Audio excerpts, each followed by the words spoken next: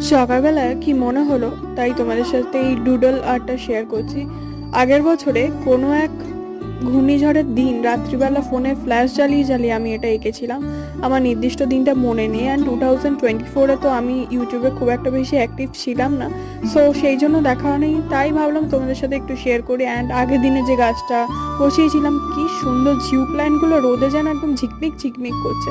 তো যাই হোক, এখানে তো রান্না বসিয়ে দিয়েছি। রান্না বসানোর পর কি মনে হলো, কম্পিউটারটা একটু চালিয়ে দেখলাম, ওমা খুলে দেখি এটা তো এলইডিটা ঝিরঝির করছে। আমার একটা ছোটবেলার টিভি ছিল, যে টিভিটা যখনই পিকচার টিউব খারাপ হয়ে যেত এরকম ঝিরঝির করতো, এরম মনে পিকচার টিউবটাই গেছে।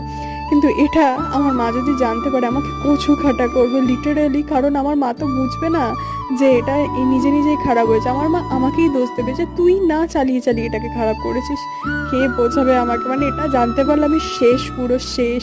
তো তোমার সাথে দেখা করছি নেক্সট ব্লগে, বাই।